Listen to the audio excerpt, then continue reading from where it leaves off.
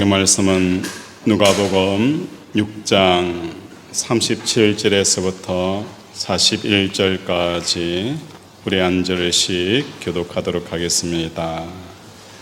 누가복음 6장 37절에서부터 41절까지.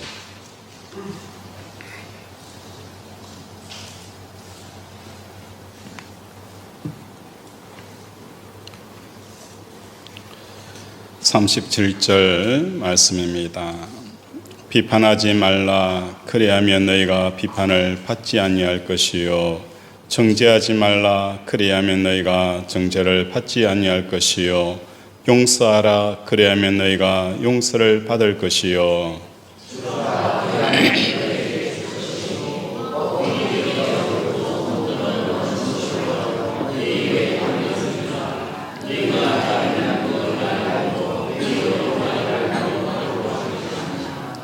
또 비유로 말씀하시되 맹인이 맹인을 인도할 수 있느냐?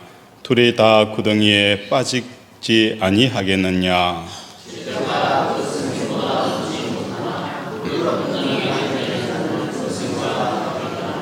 같이 보시겠습니다. 어찌하여 형제의 눈 속에 있는 티는 보고 내 눈 속에 있는 들보는 깨닫지 못하느냐? 아멘.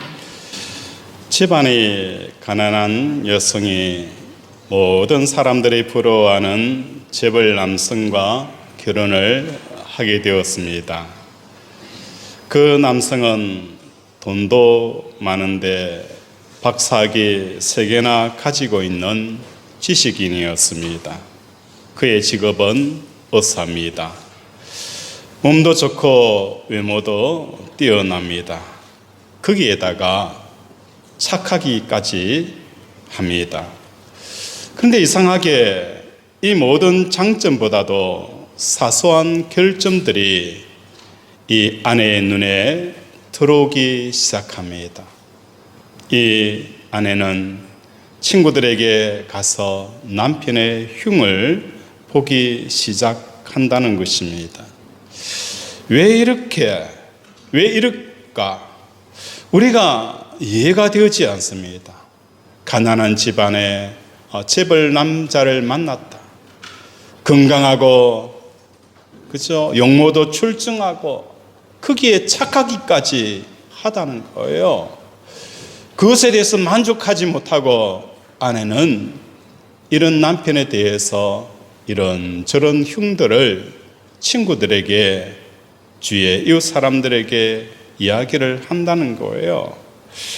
왜 이렇게 남편에 대해서 비판적으로 되었는가? 그 이유를 우리가 살펴보고자 합니다. 비판이라는 것이 왜 생겼는가? 비판이라는 것은 높음을 향한 욕구의 왜곡 현상이 비판이라는 거예요. 높아짐에 대한 그 욕구, 이거는 모든 사람들이 다 가지고 있고 생리적으로 태어난 것입니다. 인간의 마음은 창세기에 보면은 하늘에 계신 하나님으로 채워져 있는 상태예요. 두 가지가 나타납니다. 인간의 마음은 무엇으로 채워져 있는 거예요? 하늘에 계신 하나님으로 채워져 있는 거예요. 여기서 최고가 두 가지가 나타나요. 하늘이라는 거예요. 하늘과 또 최고의 존재인 하나님으로 채워져 있는 이 세상의 최고의 것들을 맛본 사람들이 성경은 누구라고 표현하는 거예요? 우리들이다 라고 표현을 하고 있는 거예요. 그러나 타락한 이후에 하나님과 끊어지게 되어진 거예요. 끊어지게 되어지니까, 그러나 타락한 이후에도 여전히 우리 속에 뭘 가지고 있는 거예요? 최고에 대한 갈망함이 남아 있어요. 하늘에 계신 하나님으로 말미암아 왔던 그 풍성함과 그 기쁨과 그 만족, 그 고퀄리티를 맛본 사람들이 그 성향을 가지고 있는 거예요.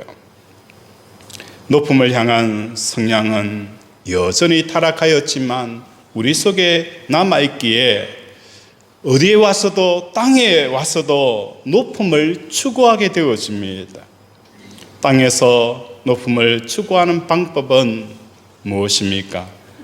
남을 깎아내림으로 높아지는 이러한 방법들을 취하게 되어진다는 것입니다. 우리 주위에 먹고 살기에 충분함에도 불구하고 만족하지 못하고 돈에 집착하는 이유를 볼 수가 있어요. 인기의 가수가 그 많은 돈을 가지고 또 명예를 가지고 있었음에도 불구하고 그곳에서 멈추지 않는 거예요. 더 많이 가지기 위해서 가지고 있는 모든 것들을 투자하여 더 많은 것을 얻고자 하였다가 결국은 뭡니까? 인생의 나락을 가는 모습들을 우리는 매스컴을 통하여서 발견한다는 거예요. 그래서 주위 사람들은 다 이런 이야기를 하는 거예요. 먹고 살만하고 저 정도면 되면 됐지 왜 저렇게까지 해야 하느냐? 그 이유가 무엇 때문인 거예요? 우리는 최고의 것들을 누리고 맛을 보았어요. 하나님과 끊어지고 나서는 그 맛을 여전히 땅에서 누리려고 하다 보니까 남 위에 올라가려고 하는 이러한 모습, 이러한 집착들을 보게 되어진다는 거예요. 과시를 위한 낭비를 하게 되어지는 이유도 마찬가지예요. 우리나라의 문화는 어떤 문화입니까? 체면 문화라는 거예요. 체면을 지키기 위해서 얼마나 많은 그 과시욕과 낭비들을 하게 되어지는가? 그것도 뭡니까? 높아지고자 하는 욕구가 왜곡되어져 나타나는 현상이라는 거예요. 자기보다 못한 차를 가진 사람을 자기보다 못한 사람으로 판단을 합니다. 그래서 저 사람이 비싼 차를 사지 못하는 것은 게으르고 능력이 없다라고 비판을 하는 것입니다. 우리가 비판의 종류를 보면 크게 세 가지로 나눠 볼 수가 있어요. 능력에 대한 비판이라는 거예요. 왜 능력이 없느냐? 왜 능력이 없느냐? 능력에 대한 비판이에요. 두 번째로는 우리가 어떤 비판을 하는 거예요? 성향에 대한 비판인 거예요. 왜 저 사람 저런 성향을 가지고 있느냐? 왜 대인관계가 원활하지 못하느냐? 왜 소극적이냐? 왜 자기 중심적이냐? 이 성향에 대한 비판이고, 세 번째로는 도덕적인 비판이라는 거예요. 이 비판의 종류를 보면서 우리는 이렇게 되물을 수 있습니다. 당신은 능력 없는 사람을 비판하면 당신은 과연 능력이 있습니까? 다른 사람의 성향을 비판하는 당신에게 당신의 성향은 과연 좋습니까? 다른 사람의 도덕적인 것을 비판하는 당신에게 당신은 도덕적으로 깨끗합니까? 어느 것 하나 우리는 자유로울 수 없는 자라는 거예요. 다 도토리 키재기라는 것입니다. 이 모든 비판은 높음의 욕구에 대한 왜곡되어져 있는 현상이라는 것을 우리가 먼저 인지하면서 오늘 말씀을 살펴보고자 합니다. 본문의 내용이 특이합니다. 본문과 동일한 내용이 마태복음 7장에 기록되어져 있지만 차이가 존재한다는 거예요. 마태복음 7장 1절과 2절 보면은 비판을 받지 아니하려거든 비판하지 말라. 너희가 비판하는 그 비판으로 너희가 비판을 받을 것이요 너희가 헤아리는 그 헤아림으로 너희가 헤아림을 받을 것이라 라고 말씀하셨어요. 이 마태복음 7장 1절과 2절에 나타나 있는 말씀은 누가복음 몇 절에 나타나 있는 내용입니까? 37절에 나타나 있는 내용입니다. 그리고 누가복음 38절에 보면 마태복음에 없는 내용이 삽입이 되어져 있어요. 우리 38절 한번 읽겠습니다. 시작.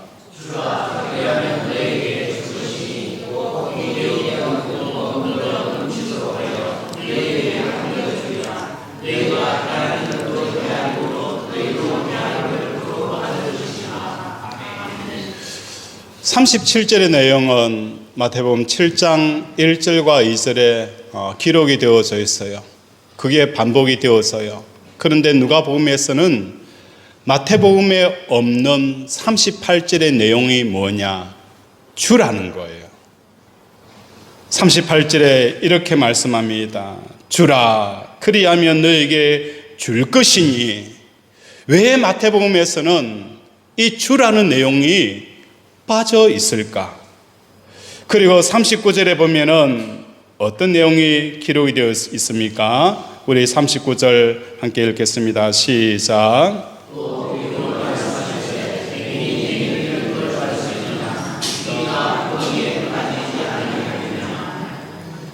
39절의 내용도 맹인이 맹인을 인도할 수 있느냐? 둘이 다 구덩이에 빠지지 아니하겠느냐?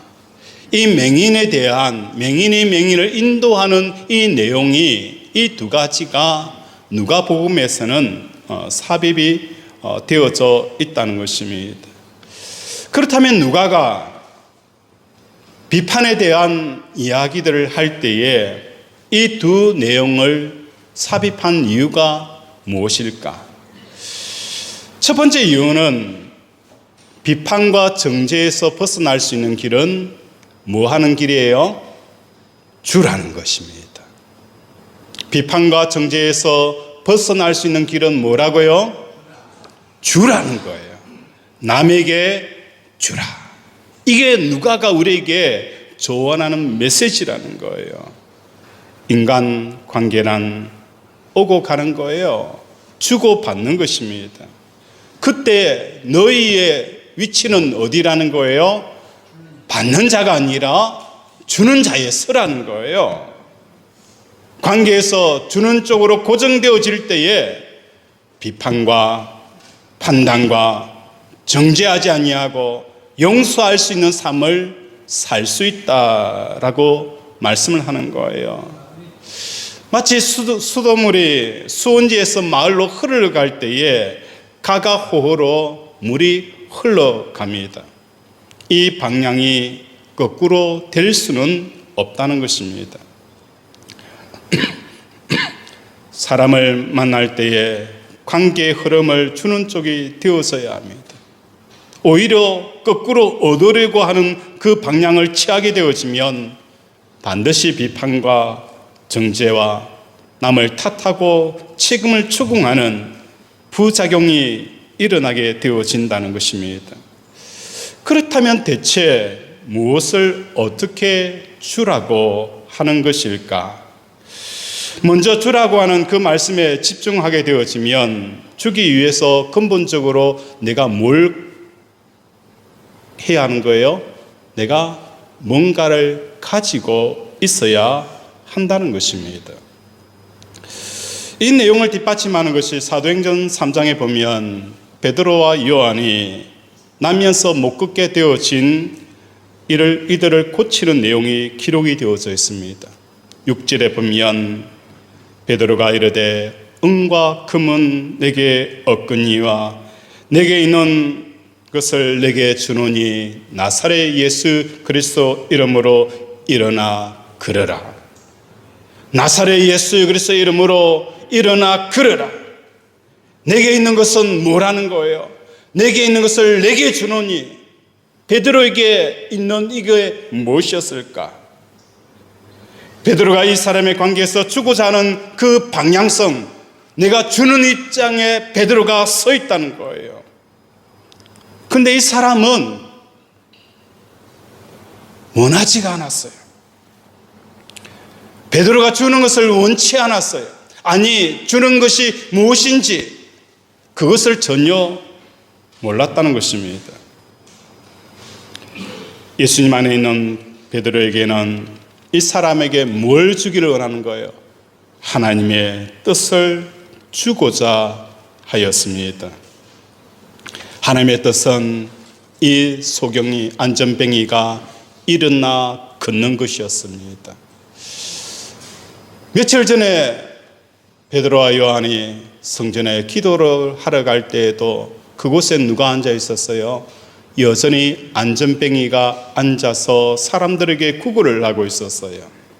어제도 그 사람은 변함없이 그곳에 앉아서 사람들에게 손을 내밀며 한 푼 주십시오라고 구걸을 하고 있었어요. 어제도 보았고 그전에도 보았어요.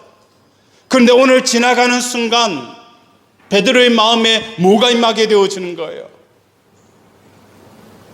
한 푼 주십시오라고 손을 벌릴 때에 하나님의 뜻이 베드로에게 임하여서 그 안전뱅이를 향하여 하나님의 뜻을 주고자 하는 마음이 베드로의 마음속에 불릴듯 일어나게 되어진 거예요.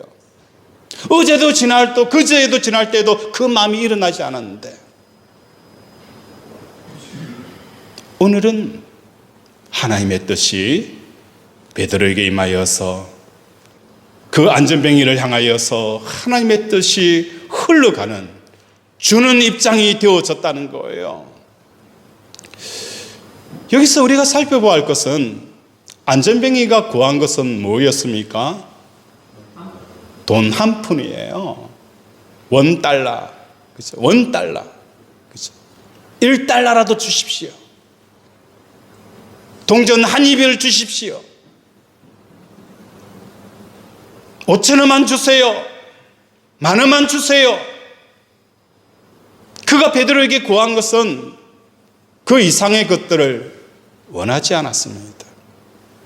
그런데 하나님께서 이 안전뱅이를 향하여 주고자 하는 것은 $1가 아닙니다.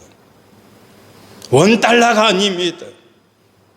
일어나 걸으라. 이걸 하나님께서 주기를 원하였다는 거예요. 오늘 우리의 모습도 마찬가지입니다. 우리는 하나님께 구합니다. 하나님, $1. 하나님이 주시고자 하는 $1가 아니에요. 근원적인 문제를 해결하고 치유받고 주시기를 원하는 하나님의 뜻을 우리는 모르고 $1 하고 있는 나 자신의 모습을 발견하는 저와 여러분이 되어져야 합니다. 만약에 베드로의 호주머니에 넣어서 손을 넣어보니 동전 한 입 가지고 주었더라면 그 안전뱅이는 영원한 안전뱅이가 되어졌을 거예요. 영원한 안전뱅이가 되어졌지만 베드로는 뭘 하는 거예요? 하나님의 뜻을 이 안전뱅이에게 전하여 줄 때에 안전뱅이가 일어나 걷는 놀라운 기적의 역사가 일어나게 되어진다는 것입니다. 우리는 어떻게 하면 하나님의 뜻을 받아서 줄 수 있을까? 사도행전에서는 나사렛 예수 그리스도의 이름으로 그리스도의 이름이 의미하는 바는 바로 그리스도 안이라는 것입니다. 그리스도 안이라는 것은 예수 그리스도 안에 들어갈 수 있는 길은 어떤 길입니까? 우리가 예수 그리스도 안에 들어가는 그 길, 생명의 문, 양의 문, 그곳에 들어가고 나오고 꼴을 얻게 되어지는 그 양의 문 대신 예수 그리스도 안에 들어갈 수 있는 길은 무엇입니까? 이스라엘 백성이 애굽의 모든 저녁에 죽음의 어둠이 가득할 때에 그 죽음의 어둠에 사이지 할 수 있는 길은 뭐였습니까?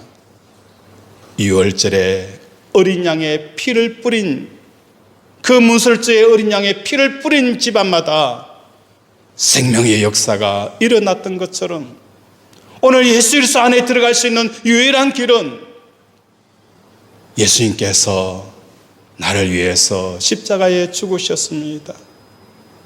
십자가에 죽은 그 예수 그리스도에게 나도 예수님과 함께 십자가에 죽었습니다라는 이것이 예수 그리스도 안에 들어갈 수 있는 유일한 길이라는 거예요.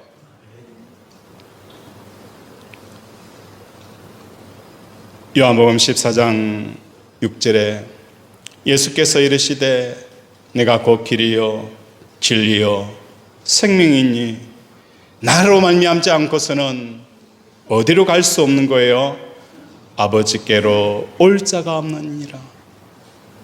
베드로에게 임한 하나님의 뜻, 베드로에게 임한 하나님의 뜻, 안전뱅이를 향한 하나님의 뜻을 온전히 깨달을 수 있는 길은 아버지께로 이르지 아니하면 받을 수 없다라고 말씀하는 거예요.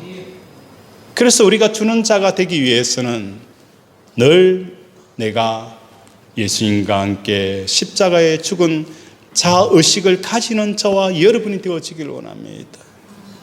사업이 어렵고 자녀들이 문제가 생기고 내 건강에 문제가 생길 때마다 두려움이 찾아오고 엄습합니다. 그때마다 우리는 어디로 가야 되는 거예요? 십자가로 가는 거예요. 십자가 가는 것은 다른 게 아니에요. 내가 예수님과 함께 십자가에 죽었지 라는 이 자의식을 가지게 되어지면 사업의 어려움에 대한 두려움도 멀어지고 자녀가 어떻게 될 것인가 걱정도 사라지는 거예요. 우리 하나님이 하시죠. 우리 하나님이 다 하실 것입니다. 이런 마음이 내 속에 샘물처럼 솟아나는 거예요. 그러니까 자녀에 대한 두려움이 떠나가고 사업에 대한 걱정이 사라지게 되어진다는 거예요.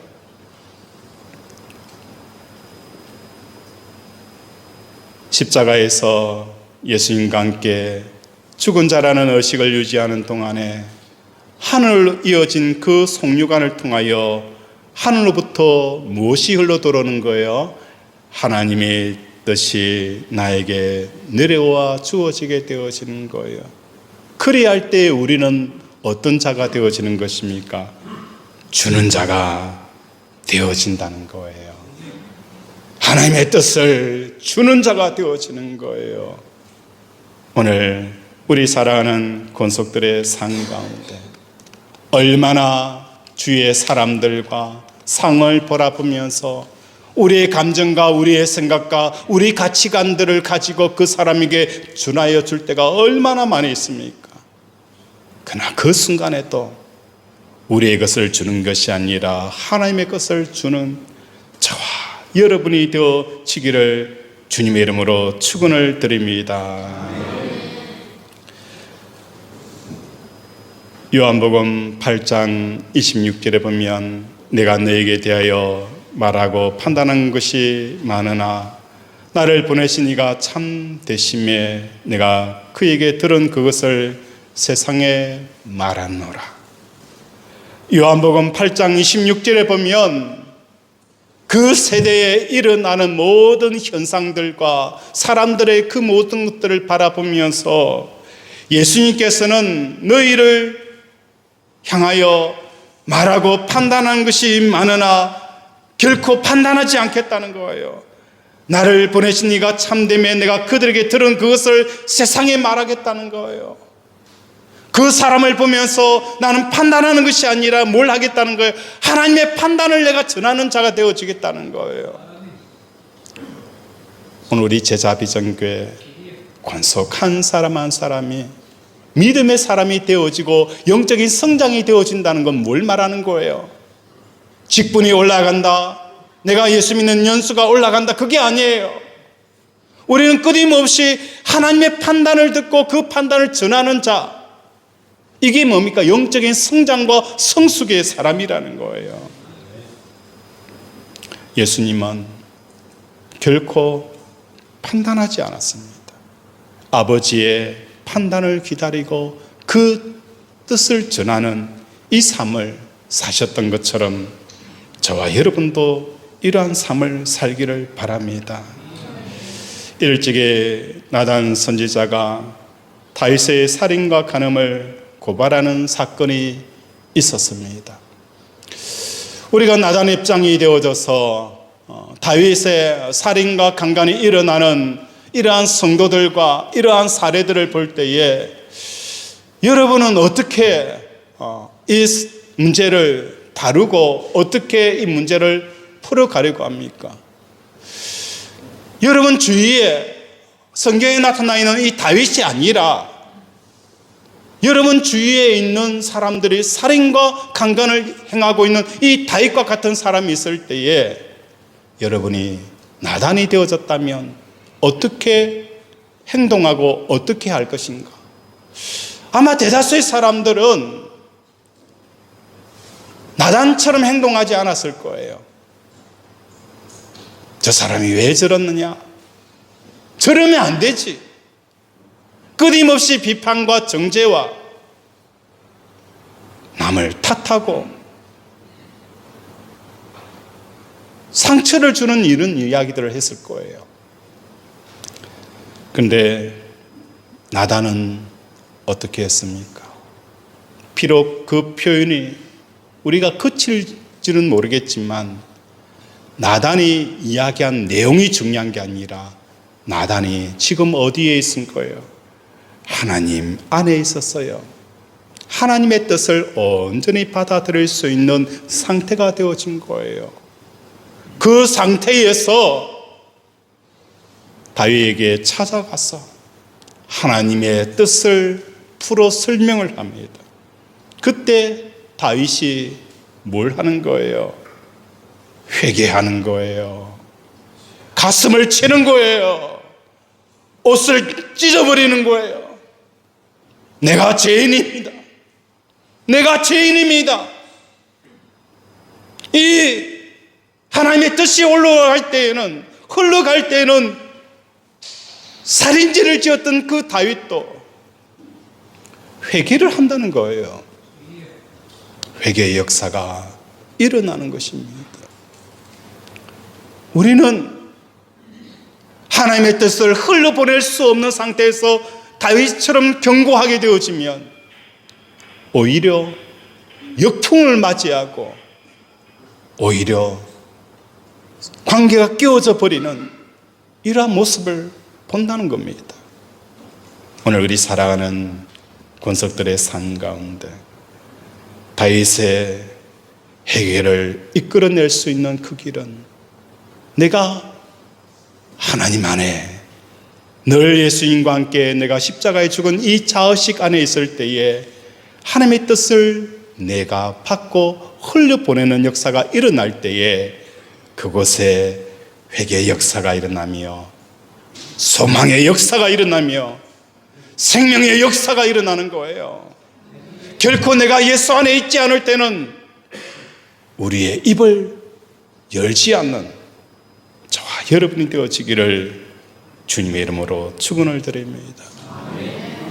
이게 누가가 비판하지 않는 자에게 주시는 첫 번째 메시지가 주라는 거예요.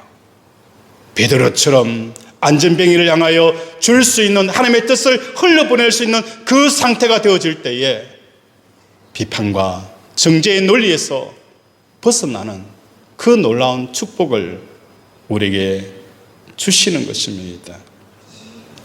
우리 38절 다시 한번 읽겠습니다. 시작.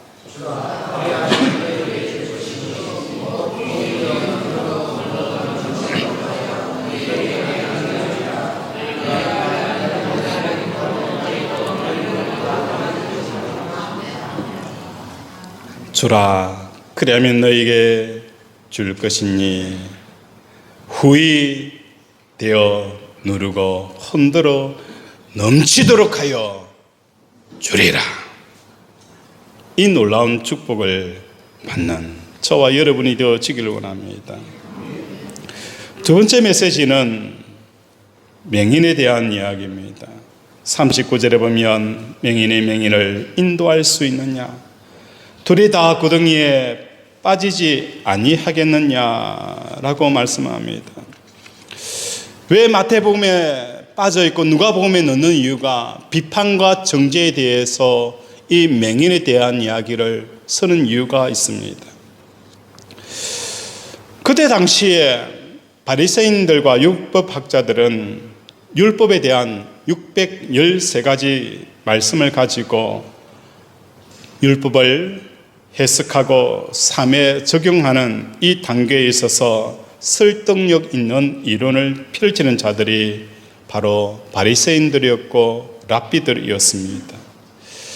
그래서 유명하게 되어진 선생들 밑에서 제자들이 생기게 되어지고 또한 백성들에게 전파되어지는 과정 속에 파벌이 생기게 되어집니다.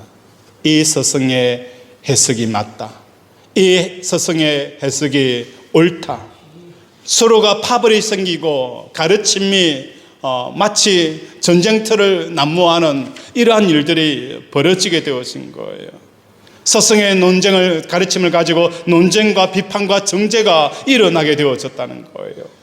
이러한 모습을 예수님께서 맹인이 맹인을 인도하는 난장판이라고 규정을 하고 있습니다.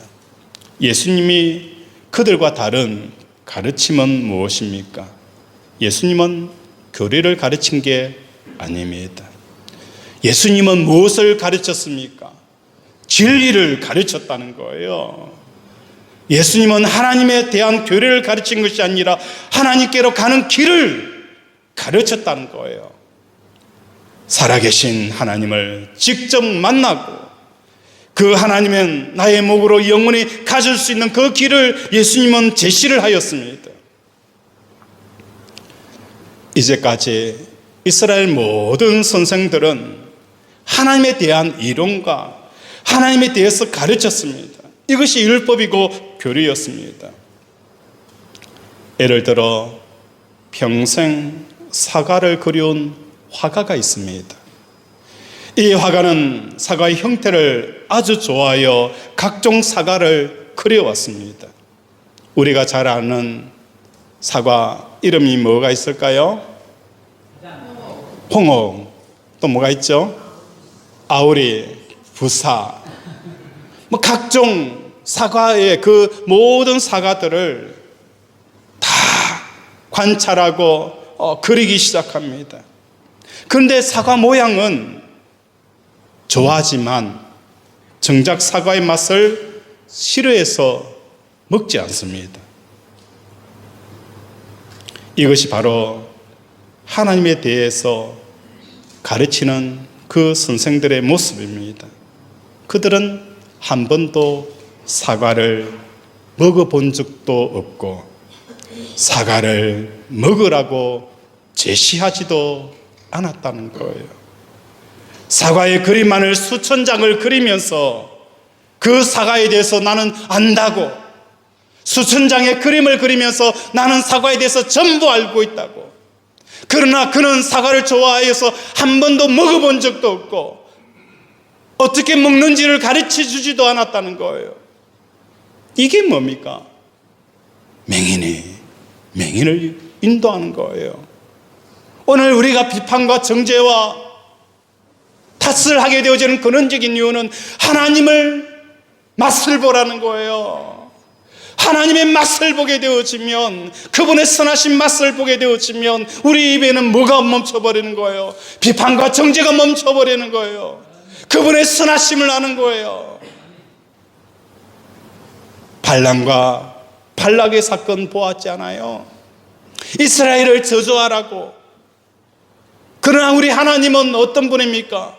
그 모든 저주를 축복으로 바꾸시는 하나님의 선하심을 맛보게 되어지면 우리는 비판과 정죄가 멈춰버리는 거예요. 그 종은 누가 책임을 지는 거예요? 주인이 책임지잖아요. 그 종이 일어나고 걷고 쓰러지고 넘어지고 깨어지는 게 누구에게 있는 거예요? 내게 있는 게 아니에요. 그분의 주인이 그분을 주장하고 계시는 거예요. 그분이 이렇게 세우면 어떻고 넘어뜨리면 어떻고, 지금은 넘어뜨릴 때고 조금 있으면 일으킬 때예요. 그의 일어선과 넘어지면 제 주인에게 있다라고 성경은 우리에게 말씀을 하고 있는 거예요. 오늘 하나님의 선하심을 맛보아하는 저와 여러분이 되어지기를 원합니다. 그분을 우리는 이때까지 교리적으로 율법적으로 그분을 안다라고 생각한 거예요. 사과를 먹듯이 먹게 되어지면 그 사과의 맛과 향기, 그걸 우리는 체험해야 되는 거예요. 예수님은 우리에게 끊임없이 아버지께로 가는 길을 소개하고 있는 거예요. 사업에 문제가 있습니까? 관계에 문제가 있습니까? 하나님을 한번 맛을 보셔야 돼요. 하나님을 한번 맛을 보게 되어지고 하나님을 체험하게 되어지고 인격적으로 하나님을 만나게 되어지면 게임 끝나는 거예요. 그분을 내가 만나지 못하니까 끊임없는 비판과 정죄가 남을 탓하게 되어지는 것입니다. 우리 찬송가 475장 아침에 불렀던 곡이 있어요. 인류는 하나 되게. 3절 4절 보면 주님의 십자가로 화해하는 본을 보여 불신의 이 땅 위에 믿음과 사랑 되찾는 새 세계 명하신다. 주님은 십자가로 화해하는 본을 보여 불신의 이 땅 위에 오늘 저와 여러분에게 뭘 하게 하는 거예요? 사랑과 믿음과 사랑을 되찾는 새 계명, 새 세계를 명한다. 4절에 보면 영광도 부끄럼도 함께 받은 우리니 믿음과 소망으로 튼튼하게 뭉쳐서 이 어둠 뚫고 가자. 이게 하나님께서 우리에게 주시는 메시지라는 거예요. 우리 3절 4절 한번 반주에 맞춰서 함께 불러볼까요?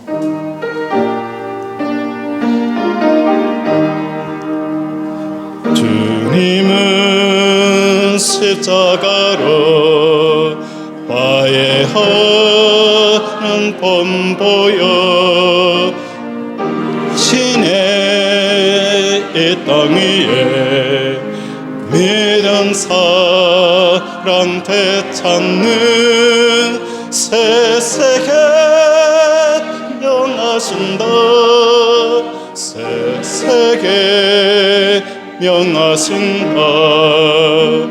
영광도 부끄럼도 함께 받는 우리는 믿음과 소망으로 튼튼하게 뭉쳐서 이 어둠 뚫고 가자.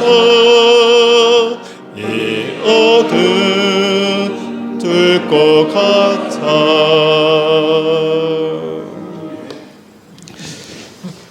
말씀을 정리하겠습니다. 비판하지 말라. 비판하지 말라라는 이 말씀은 끊임없이 타락한 이후에 우리의 높아지고 싶은 이 마음, 이것이 뭡니까? 하나님이 없다 보니까, 하나님이 없고 하늘이 없다 보니까 이 땅에서 뭘 하는 거예요? 사람들보다도 높아지고자 하는 이 욕구가 왜곡되어져서 정죄와 비판으로 이어진다는 것을 깨닫고 늘 이러한 모습이 내 속에 일어날 때에 하나님, 땅에서 가장 높은 곳이 아니라 땅을 넘어서서 하늘에 계신 하나님으로 올라가고자 하는 이러한 발돋움으로 바뀌는 역사가 일어나기를 원합니다. 내가 예수 그리스도 안에 있을 때에, 예수님과 함께 내가 십자가에 죽은 이 자의식을 가질 때에 하나님의 뜻이 내게 임하여서 안전뱅이를 살렸던 것처럼 어떤 죄인과 어떤 악한 자들로도 하나님의 뜻을 선포할 때에 어떤 역사가 일어나는 거예요?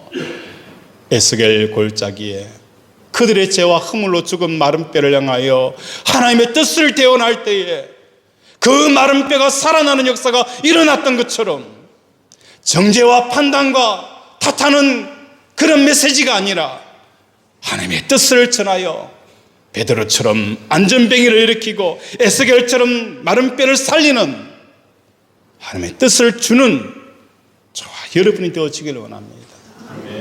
하나님을 그리는 게 아니에요. 하나님을 구하여 보세요. 그림을 통해서 아는 게 아니라 사과를 먹듯이 하나님을 체험하여서 그 싱싱함과 상큼함과 그 향기를 우리가 맛보아 알아야 되는 거예요. 이게 진짜 선성이고 진짜 생명의 길이라는 거예요. 언제까지나 율법과 교리로 만나는 예수님은 우리에게 보이고 듣고 느끼는 이 모든 것에 대해서 비판하고 정죄할 수밖에 없는 거예요. 하나님을 맛보아하면 우리의 입술에는 사람을 세우고 교회를 세우는, 덕을 세우는 입술이 나오는 거예요. 이러한 놀라운 하나님의 복들을 받아 누리는 저와 여러분이 되어지기를 주님의 이름으로 축원을 드립니다. 말씀을 생각하며 함께 기도하기를 원합니다. 하나님, 오늘도 우리가 타락한 이 성향을 잘 압니다. 세상에서 가장 높은 곳에 서는 게 아니라 아버지, 세상을 넘어 하나님께 올라갈 수 있도록 아버지 나아가게 하시고, 오늘도 예수 그리스도를 통해서 하나님의 뜻을 주는 자가 되어지게 하시고 하나님을 체험하는 자가 되게 해달라고 이 시간 주여 부르면서 기도합니다. 주여. 아버지 우리를 불쌍히 여겨 주시옵소서. 아버지 오늘도 내 속에 이 죄의 성향들이 나를 누릅니다. 아버지, 높아지고자 하는 마음, 그러나 하늘이 없고 하나님이 없기에 세상에서 가장 높은 곳에 서기 위해 오늘도 비판하고 정죄하는 나 자신의 모습을 보고 하나님 회개합니다. 불쌍히 여겨 주소서. 막혔던 하늘이 열리게 하시고 닫혔던 하늘이 열리게 하시고 오늘도 아버지 땅을 넘어서서 땅의 경계를 넘어서서 아버지께로 갈 수 있는 이 길을 예수님께서 열어놓으셨으니 그 길을 쫓아 아버지께로 가게 하시고 아버지에게 마음을 보낸 그 관을 통하여 하나님의 뜻이 흘러들어서 이 땅을 향하여 안전병이 된 세상, 아버지 소돔과 고모라 되어진 세상, 아버지 주여 범죄한 다윗을 향하여 하나님의 뜻을 전하는 우리 제자비전교회 권속들 되게 도와주시옵소서.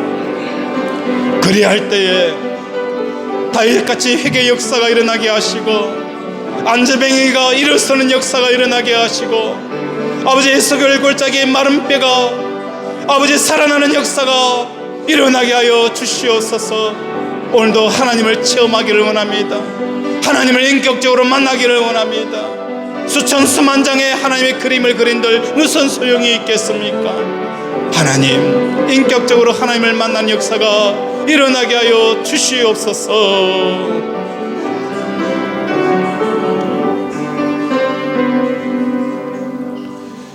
하나님 아버지, 오늘도 우리에게 말씀을 주심을 감사합니다. 하나님의 선하심을 맛보아 알게 하여 주시옵소서. 이때까지 우리는 하나님의 그림을 수천 수만 장을 그리고 눈요기만 하였습니다. 하나님의 맛을 모르니 모든 삶들이 불평이요 원망이요 정죄요 탓이요 원망뿐이었습니다. 하나님의 선하심을 한 입 칵 깨무는 순간 새로운 신세계가 열리며 예수 믿는 게 이런 것이구나. 예수 믿는 기쁨이 이런 것이구나. 내가 왜 마음을 다하고 뜻을 다하고 힘을 다하여 하나님께 마음을 보내야 되는 이유가 바로 여기에 있구나. 그 기쁨을 맛보는 우리 권속들 되게 도와주시옵소서. 아픈 곳에 손을 얹습니다. 그가 찔림은 우리의 허물 때문이요, 그가 상함은 우리의 죄악 때문이다. 그가 징계를 받음으로 우리는 평화를 누리고 그가 채찍에 맞음으로 우리는 나음을 받았도다. 나의 영혼이 죄 사함 받은 것처럼 나 육신의 모든 허물과 죄도 사함 받았음을 예수 그리스도 이름으로 선포하노라. 예수 그리스도 이름으로 명한다. 시장하면 나을지어다. 전리시선은 치료될지어다. 내부종은 치유될지어다. 관절염, 피부병, 갱년기, 부인불면증, 각종함은 예수 그리스도 이름으로 명하노니 깨끗하게 치유될지어다. 오늘도 나를 치료하시고 회복케 하시며 위로케 하시며 세임 주심을 감사드립니다. 오늘도 하나님 앞에 말할 수 없는 이 기쁨을 누리게 하여 주시옵소서. 예수님 이름으로 기도드립니다. 아멘.